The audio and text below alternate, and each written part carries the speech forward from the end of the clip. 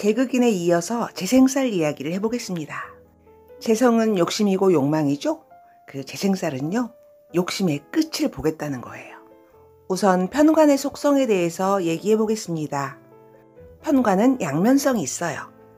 무조건 나쁘기만 한 건 없잖아요. 편관은요, 그 어려움, 고난, 난관을 극복하면 멋짐, 그리고 그 어려움, 고난, 난관에 압도되면요, 소심해지고 또 피해자처럼 고통받아요. 사회적으로 멋지게 성공한 사람들 보면은 사주에 편관이 있습니다. 근데 이제 편관이라는 것이 그 어려움을, 위험을 내포하고 있습니다. 어느 고명한 명리학자가요, 이렇게 말씀하세요. 나는 사주 볼 때 제극인도 보지만 편관을 주로 봐. 이렇게 말씀하십니다. 그래서 저는 뭐 저런 편협한 시각을 가지고 무슨 명리학자야? 막 이렇게 생각했습니다. 그런데 인간이라면 뭐 고통, 스트레스, 고난 이런 거 힘들어하는 그런 나약한 존재잖아요. 그런 인간이 우선 살고 봐야 한다는 그런 측면에서 그 교수님의 인간적인 면을 느꼈어요. 편관이 인간에게 어떻게 느껴지냐면요, 천재지변처럼 느껴져요. 정관은 예상 가능한 범위의 일들이 일어나요. 근데 편관은요, 예상치 못하게, 예기치 못한 것들, 갑자기라는 부사가 붙죠. 편관을 쓰는 사회적 명사 인플루언서가 갑자기 추락하잖아요. 그건 재생살 운이라서 그래요. 인성이 뭐 좀 약해졌다든지 막 그럴 때요. 우선 멋진 편관의 속성부터 볼게요. 관은 모자라는 뜻이에요. 벼슬이죠. 정관은 나에게 안성맞춤인 모자지만 편관은요, 그럼 모자는 모자인데 왕관같이 귀한 거예요. 왕관을 쓴 사람, 그게 편관이에요. 편관 있는 사람은 반듯하고 점잖아요. 왕관을 쓴 듯이 그렇게 행동하죠. 늘 남이 나를 본다고 생각하고 의관을 바르게 합니다. 체면, 가오, 예절, 대의명분 그런 거 중요해요. 만약에 사주에 편관이 좋은 모습으로 있다면 우아하고 그 무리들 중에서도요, 눈에 띄는 왕관을 쓰고 있는 사람인 거예요. 아름답습니다. 거기에 비해서 정관은요, 대의명분 체면이라기보다는 형편에 맞게 그냥 그렇게 처신하는 거예요. 그렇게 사는 거예요. 그래서 정관의 관을 이성적이고 합리적인 관이다라고 합니다. 그런데 편관의 관은요, 너무 무거울 수가 있어요. 종이나 플라스틱 그런 재질이 아니잖아요. 위험, 권위 있는 그 왕관은요, 원래 무거워야 되죠. 금속 재질이잖아요. 그래야 아름답죠. 권위 있죠. 편관은 그런 거죠. 나에게 과중한 관. 그러니까 쓸 자격이 있어야 돼요. 안 그러면요, 그 관이 무거워가지고 목 부러지고 스트레스로 어깨가 뭉치고 막 그래요. 그러니까 그 왕관을 쓸 수 있는 자격이 있는 사람, 몸빵이 좋다든지.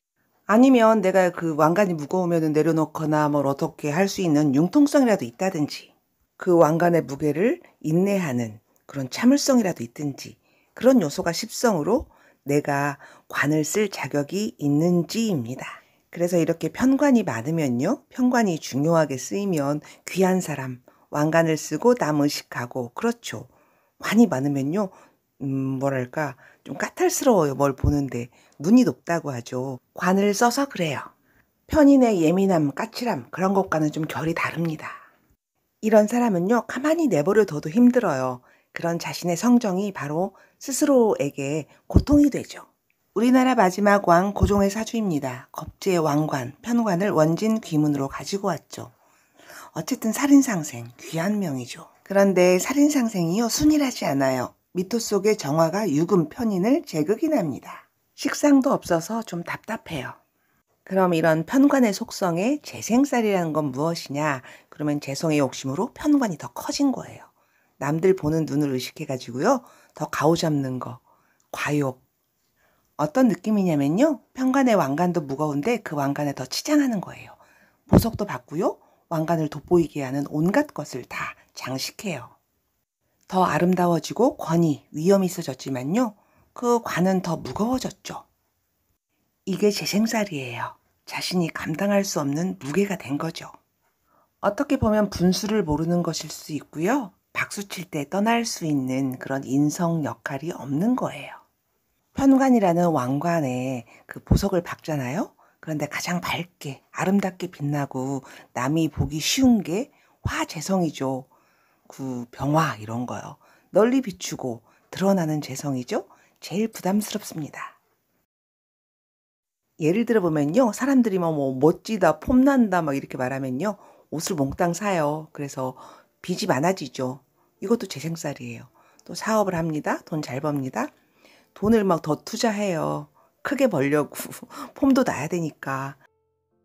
살을 크게 키우는 꼴이죠. 부도 나요. 또 어떤 사람은요. 교수를 해요. 내 명예를 더 드러내고 싶어요. 선거에 나가요. 낙선. 인간의 욕망이 절정. 그 절정이요. 재생살이에요. 만족을 모르는 거죠. 하늘까지 닿고 싶은 인간의 욕망에는 추락이 기다리고 있죠. 인성으로 재성에 대한 조절이 없어요. 또 만약에 내가 연예인으로 잘 나간다. 그러면 이제 그 돈 모아가지고 내 엔터 회사를 차려요. 거기다 더 많이 투자하겠죠? 빚까지 내가지고. 그러면 이제 IMF다. 그러면 이자가 굉장히 높아지잖아요. 그럼 부도 맞는 거예요.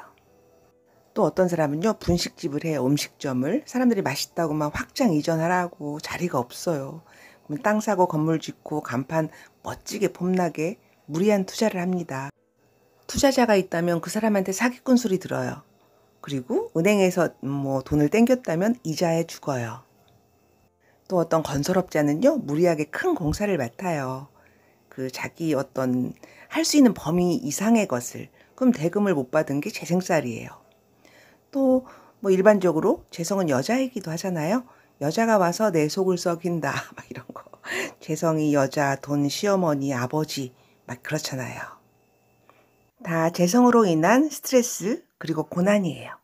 재생살은 본능적으로 폼생폼사에서 오는 거예요. 그 무자일주인데 무인성이에요. 간목, 편관을 천간에 올렸어요. 이런 사람은요. 월세를 살아도 외제차, 할부를 할 수 있는 사람이에요. 인성의 조절 능력이 없어서 그렇습니다. 만약에 나는 인성일주고 그 월주가요. 뭐 재생살이에요. 그럼 아버지가 재생살 사업을 하다가 망했다. 나는 인성으로 그 어려움을 받아들인다. 참는다. 반대로 재생관 구조도 있겠죠. 아버지가 재생관, 돈 벌어서 저금했다. 나는 그것을 인성으로 받아온다. 정관과 편관의 차이가 참 크죠. 인성이라도 있으면 관인상생이라도 하니까, 살인상생이라도 하니까. 그런데 살인상생도 굉장히 힘든 거예요. 또 재성은 부인이잖아요. 내 사주에 재생살 여자 이렇게 딱 써 있잖아요. 그러면은 그 여자는 그 부인은 나를 스트레스를 주는 여자일 것이다. 근데 인성이 있으면은 그래도 참고 삽니다. 편관이 왜 이렇게 자기 자신을 힘들게 하는지에 대한 에피소드를 제가 말씀드려 볼게요. 저는 아들이 둘 있어요. 정관, 편관이에요. 그런데 이제 제가 엄마인 제가 아주 중요한 심부름을 시킬 때 이건 진짜 꼭 해야 돼. 누구에게 부탁할까요? 편관에게 그 책임을 줍니다. 정관은요. 그 정관의 책임감이라는 것은 되게 상식적인 거거든요. 상식적인 선에서 하는 거예요. 무리하게 안 해요. 이렇듯이 편관 가진 사람은요. 책임감이 있어 보여요. 그래서 그 책임감으로 고생을 사서 하기도 해요. 이렇게 어디선가 누군가가 군중을 향해서 짱돌을 팍 던져요. 그럼 누가 맞냐면요. 편관 있는 사람이 맞아요. 우리 학교 다닐 때 선생님이 수업하다가 느닷없이 우리 졸고 있으니까 아무나 불러 일으켜 세워서 너 오늘 배운 거 뭐 이거 풀어봐 말해봐 이렇게 하잖아요. 그 아무나가 편관이에요. 그러면 이제 졸다가 날벼락이죠. 이런 겁니다. 눈에 띄거든요. 그런데 이렇게 뭐 나에게 뭐 날벼락이 왔다. 그러면 내가 감당할 수 있는 사람이면 그 편관이 감당할 수 있는 사람이면요. 그 날아오는 돌을 방망이로 탁 치죠. 멋지죠. 식신이라는 방망이가 있는 사람. 사주에 식신이 있는 사람. 카리스마, 해결사 그런 성격이에요. 성격도. 그런데 이제 짱돌이 날라왔어요. 날라와요. 그러면 인성으로 내가 그거를 아는 거예요. 날라오네 이렇게. 그걸 아는 순간 나는 어떻게 할 수 있죠. 뭐 내 가장 튼튼한 부분을 거기다 갖다 댄다든지 엉덩이를 댄다든지. 근데 좀 아프긴 아파요. 멍이 오래 갈 수도 있습니다. 또 다른 방법이 있어요. 나를 향해서 날아오는 돌. 내 어깨를 스치면서 살짝 나를 비껴가지고 내 옆에 있는 겁재 뭐 뒷사람에게 정 맞아요. 겁재가 편관을 해결해주죠. 겁재가 대신 맞아줘요. 나를 때리던 남편이 다른 여자랑 눈 맞아서 나가버린 거예요. 그리고 그 여자를 때려요. 겁재를. 이 모습이 편관을 상대하거나 해결할 수 있는 십성이에요. 식상, 인성, 겁재. 이런 게 사주에 없으면요, 편관의 횡포에 휘둘리고 위축되고 두드러 맞죠. 당하죠.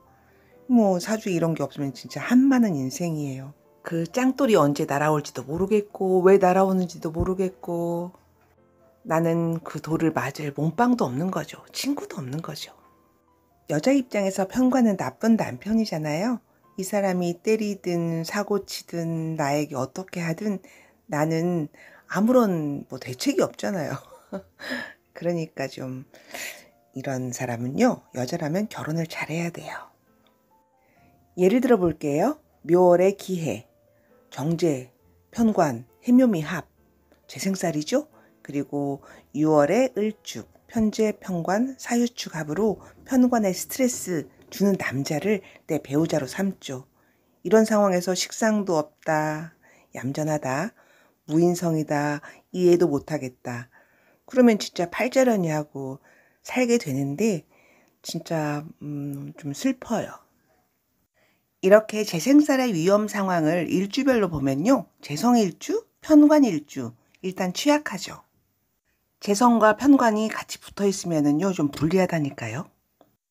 저는 우선 이 영상에서는요, 편관일주 위주로 설명을 해볼게요. 뭐 재성일주도 좀 편관 있으면 불리하긴 하지만 편관일주는 갑신, 을류, 무인, 기묘, 임술, 임진, 개축, 개미 일주예요.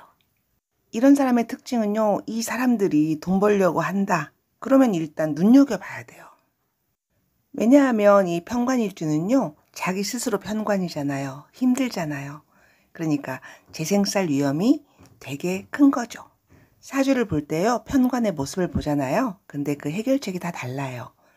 갑신 편관은 임수, 편인의 모습을 보는 거고, 을류 편관은요, 병화, 상관의 모습을 보는 거예요.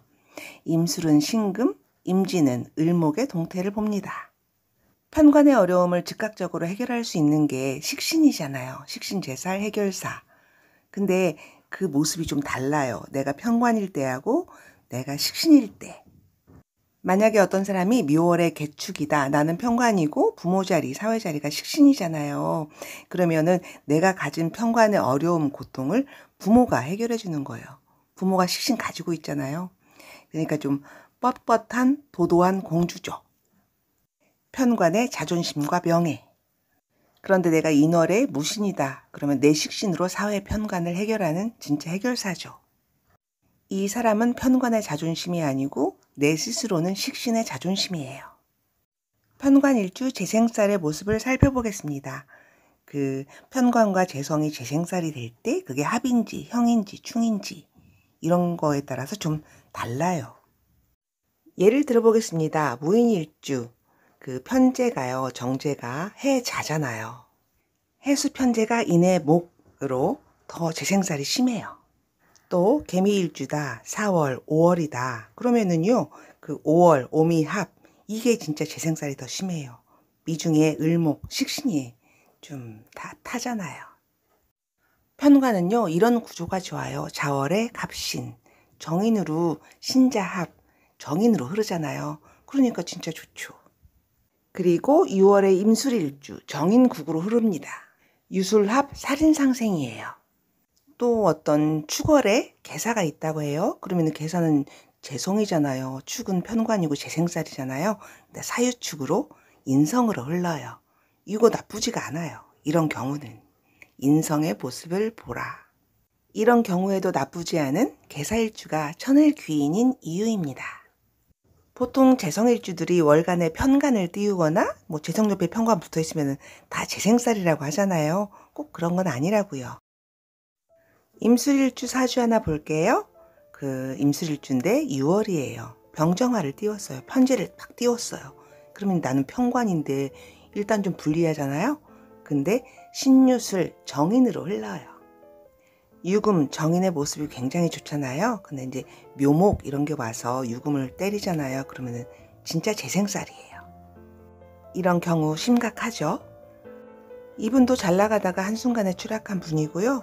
다음 임진일주, 이분도 여자 문제로 추락한 분이에요. 재생살. 정축, 병호, 임진. 진짜 잘났죠. 내 편재, 내 아름다운 관을 굉장히 키운 거예요. 그럼 재생살이잖아요. 여자 문제로 인해서 사회에서 매장당했죠. 병화, 정화가 밝은 거잖아요. 다 알려지게 돼요, 나중에. 그러니까 병정화, 편재, 편관 이런 거 잘 쓰셔야 돼요.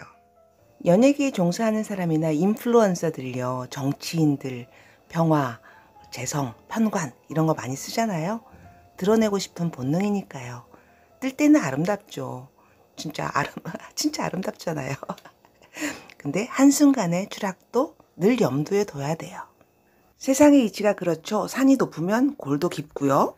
널리 알려진 사람의 잘못은 널리 망신당하죠. 여러분은 사주에 편관이 있으세요? 그런데 편관은요, 운에서도 와요. 그리고 편관을 상대하는 그 일주 있죠. 일주의 모습이 굉장히 중요합니다. 이민일주 예를 들어보겠습니다. 이민일주는 식신이죠. 식신일주예요. 기르고 봉사하는 마음이에요. 그 지장간의 모습을 보면요, 그 이민일주의 인생을 알 수가 있어요. 식신, 생재, 재생살. 식신으로 돈 벌어서 남편에게 줬더니 남편이 돈을 까먹었다. 재생살. 그래서 나는 식신으로 식신제사를 했다. 이런 걸 암시하고 있죠. 만약에 편관이 나와 있으면요, 진짜 그런 거예요. 누구에게나 고난은 있습니다. 자기 분수를 아는 마음, 욕심을 자제하는 마음. 살인상생도 하고 재극인하는 마음입니다.